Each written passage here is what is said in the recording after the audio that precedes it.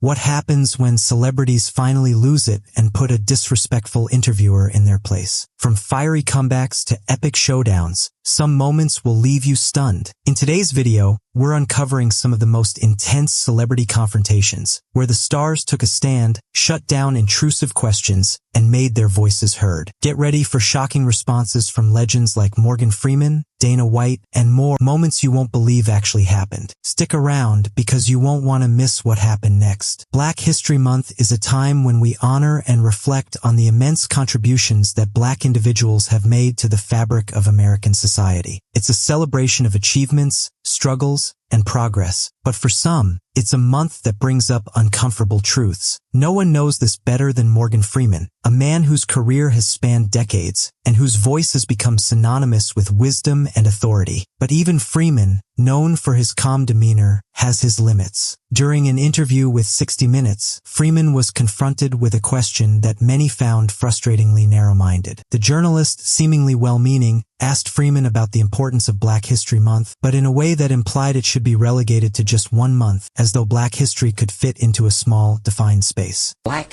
History Month you find ridiculous. Why? You're going to relegate my history to a month? Freeman's response? A fiery, unapologetic challenge. Black history is American history. It was a line that reverberated across the media, shaking the core of what Black History Month should really represent. Black history is American history. How are we going to get rid of racism? Stop talking about it. But was Freeman's anger simply a reaction to a thoughtless question, or did it run deeper? Some believe his outburst was a reflection of his frustration with a society that continues to marginalize Black voices and histories. Others wonder if the interviewer, intentionally or not, stepped too far, underestimating Freeman's sense of justice. But Freeman wasn't the only one who had to shut down a disrespectful interviewer. Dana White, the UFC president, is no stranger to controversy. Known for his fiery temper and no-nonsense attitude, White's approach to leadership is often as aggressive as the sport he represents. He's built the UFC from the ground up, turning it into one of the most successful combat sports organizations in the world. But along with success comes scrutiny, and sometimes Dana White doesn't take kindly to the questions that come his way. During one memorable press conference, an interviewer asked White about the level of control he has over UFC fighters, implying that White somehow dictates what they say and do. You obviously give a long leash to your fighters about, what they can say. I don't give anybody a leash. This question, in White's eyes, was nothing short of absurd. His response was immediate and sharp. Well, I'm saying you... A leash? I'm free speech. Calling out the question as ridiculous and firmly defending his stance on fighter freedom. I don't tell any other human being what to say, what to think, and there's no leashes on any of them. What is your question? His refusal to entertain such an insinuation was a bold move that set the tone for the rest of the press conference. I was asking that question. I'll move on, though. Yeah, probably a good idea. That's ridiculous to say I give somebody a leash. White made it clear that in his eyes, fighters have the freedom to speak their minds. Free speech, brother. People can say whatever they want and they can believe whatever they want. Something that wasn't up for debate. But what did White really mean by that fiery response? Is there more to his no-nonsense approach than just a defense of free speech? Some speculate that White's anger is rooted in a deeper frustration with the media's portrayal of the UFC and its fighters. Others believe it's a reflection of his commitment to maintaining control over the business without compromising the integrity of the athletes he represents. In 1999, just months after being suspended for his infamous bite of Evander Holyfield's ear, Mike Tyson made his highly anticipated return to the boxing world. The pressure on him was immense, as the media and fans eagerly awaited his comeback. But as any boxing fan knows, Tyson is no stranger to controversy, and in one explosive interview, he demonstrated just how volatile he could be when faced with disrespect. The interview began with the reporter questioning Tyson about his upcoming fight and his return to the ring. But instead of focusing on the fight itself, the reporter pressed Tyson about the long break and whether it would pose a problem. Mike, Francois both a 6-1 underdog. Are there any concerns on your part? I don't know anything about that. I don't know nothing about numbers. I just know what I can do. Tyson's response was immediate and aggressive. How about kill this Okay. How about the 19 months off? He He called out the interviewer for reducing him to a simple narrative of rage and suspension. What about it? What about it? Does it pose any problem to you? We'll see. I doubt it seriously. His retort was shocking, as Tyson bluntly stated, "I don't know anything about that. I just know what I can do. How about kill this mother?" His anger was palpable, and his response left the reporter stunned. Was Tyson's outrage simply a reflection of his frustration with the constant media scrutiny? You take into the ring a lot of rage. For example, rage against Evander Holyfield worked against you. Or could his anger be tied to deeper, more personal trauma? Well, it. It's a fight, so whatever happens, happens. Mike, why do you have to talk like that? Well, I'm talking to you the way I want to talk to you. Many believe Tyson's outbursts were a manifestation of his turbulent past, where personal struggles, both in and out of the ring, shaped his fiery demeanor. Do you have a problem? Turn off your station. You know what? I think we'll end the discussion right now. Then we could. You got it. Have a nice fight, Mike. Off.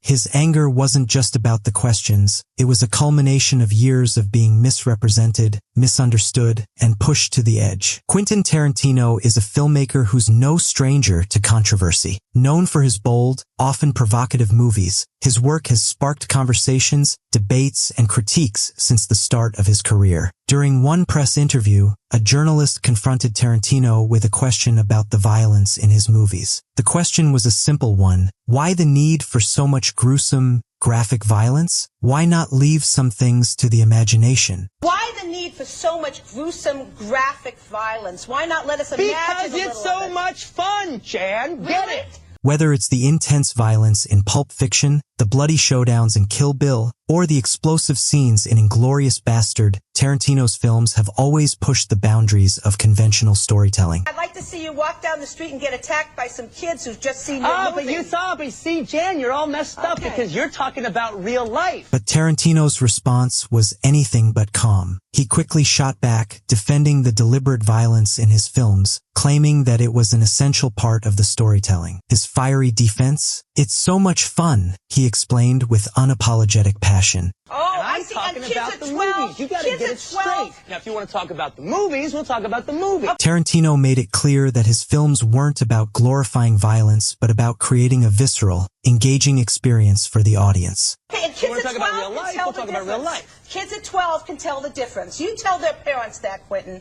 Was Tarantino's sharp response born out of genuine passion for his work? I saw movies when I was a kid, all right? I saw all the movies that I'm basing my movies on are the movies I saw as a kid, and yes. Or was it more about defending his artistic freedom against what he saw as an attack? Kids go to a movie theater, they can tell the difference. Maybe you couldn't when you were a kid, but I could. Some argue that Tarantino feels deeply connected to his craft, which is why he's so defensive when critics try to undermine his creative choices. Others believe that Tarantino has built a reputation of being a provocateur, and his responses are just as much a part of his brand as the movies themselves. Some of the most awkward confrontations happen when celebrities are put on the spot about their private lives. This was the case during an uncomfortable interview between Gene Simmons and Joy Behar, which quickly escalated into a full-blown confrontation in front of Simmons' wife, Shannon. What was intended to be a lighthearted discussion took a turn for the worse when Behar asked Simmons a personal question about his romantic history, one that no one expected, especially not his wife. The question: Behar asked Simmons how many women he had slept with, directly referencing his past relationships. How's your back, Gene? My back is good. My schmeckle, not so much. That's very nice of you to joke about. It's a joke. The tone was light but invasive, and Simmons' response was one of discomfort. But things quickly heated up when Simmons' wife, Shannon, began to visibly react to the question. Where are you going? What are you doing? Rude. She's so done rude. With you. It's so rude for you to joke about it. I was. As Simmons tried to brush it off with humor, Shannon stormed off set, clearly upset by the disrespect. Just joking because she's a comedian. Here, these back on. It suits you. Thanks for the question. I'm sorry. You're blaming it on me? The exchange became increasingly awkward, with Simmons attempting to defuse the situation, but the damage had already been done. What should have been a casual interview had turned into a public spectacle. Don't put this on me. This is all yours. You did the entire setup. Please come back here. Was Simmons justified in his anger? Absolutely. Well, I'm trying to make you feel a little more comfortable. So it's possible that It's understandable to be upset when someone crosses a line into your personal life, especially when you're in front of your loved ones. he's done with you, Jane. How do you feel about it? Well, I hope not. You hope not. Please come back. Could this have been avoided? With a little more professionalism from Behar, the situation might have been defused before it reached such an embarrassing peak. Shannon, you want to come back? She doesn't. She's mad. She's mad. Respecting boundaries, both personal and professional, could have kept the atmosphere light and respectful.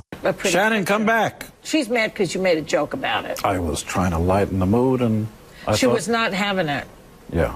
Conor McGregor, the former UFC champion, is no stranger to controversy. Known for his volatile behavior, the Irish fighter has made headlines not only for his skills in the octagon, but also for his fiery temper and sharp words outside of it. McGregor's interviews are often as intense as his fights, and his outbursts have become a trademark of his larger-than-life persona. But sometimes, those moments of volatility go beyond the typical bravado of an athlete. They turn into explosive confrontations that leave the world talking. One particular press conference saw McGregor lash out at an interviewer who dared to ask a deeply personal question. The journalist questioned McGregor's feelings towards a rival fighter, asking about the history between them and why McGregor seemed so hostile.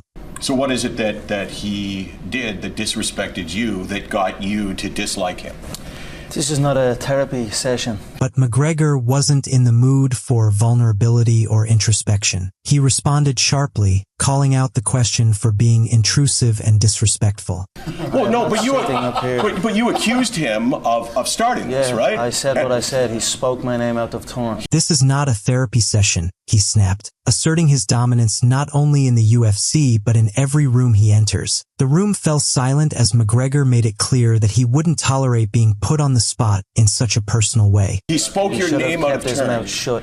He should have given me my credit for what I have done for this division. I made this division. Without me, the division is nothing. Was McGregor's response simply a part of his persona, or does it speak to deeper frustrations? Some argue that McGregor thrives on controversy, using it as a tool to fuel his confidence and to create a buzz. Others suggest that his explosive nature is more than just a persona. It could be a reflection of the intense pressures and frustrations he faces both inside and outside the ring. Kanye West is arguably one of the most polarizing figures in the entertainment world, his genius often matched by his unpredictability. Known for his boundary-pushing music and outspoken views, Kanye's interviews have become just as much of a spectacle as his performances. One of his most infamous moments came during an interview with Sway Calloway, where the conversation took a sharp turn from typical chatter to an all-out confrontation. The interview began like any other, with Sway asking Kanye about his various ventures, including his growing interest in fashion. Why don't you empower yourself and don't need them and do it yourself? How, Sway? Take a few steps back. However, when Sway pressed Kanye about his clothing line and questioned his financial struggles with the venture, Kanye's temper flared. You ain't got the answers, man. You ain't got the answers. You ain't got the answers. You ain't got the answers, Sway. His response was swift and harsh. You ain't got the answers, man, he snapped, belittling Sway's efforts to understand his vision. What followed was a heated exchange, with Kanye growing increasingly frustrated. Kanye, I've been doing this more than you. Doing what you ain't got me? Ultimately claiming that Sway didn't know what it took to reach the level of success Kanye had attained.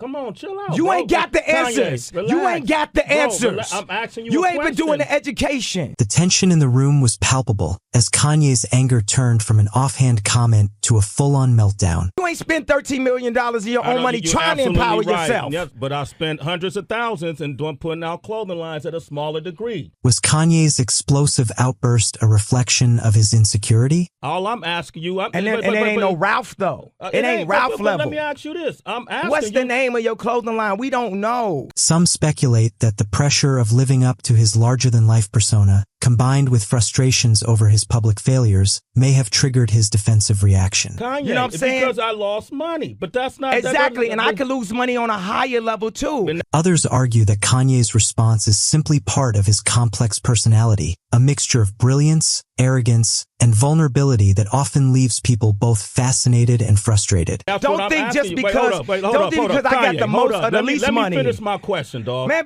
but not all celebrities shut down interviewers with anger. Some handle it with grace. No, man. Let me hear the question, you don't have man. the answers. I'm asking you for the answer. It's a question. Throughout this video, we've witnessed some truly unforgettable moments when celebrities reached their breaking point and stood up to disrespectful interviewers. From Morgan Freeman's sharp rebuttal about Black History Month to Conor McGregor's explosive response to an intrusive question, these moments showed the world that even the most composed stars have their limits. Whether it was Mike Tyson confronting the media's portrayal of his rage or Kanye West belittling an interviewer's attempt to challenge his vision, each of these celebrities took a stand, sometimes with fire, sometimes with fury. But here's the big question. Are these celebrities justified in standing up for themselves? Or did their responses cross a line, leaving us questioning whether they could have handled the situation with more grace? Each of these confrontations offers a glimpse into the complexities of fame, where the pressure of constant scrutiny can either fuel a celebrity's power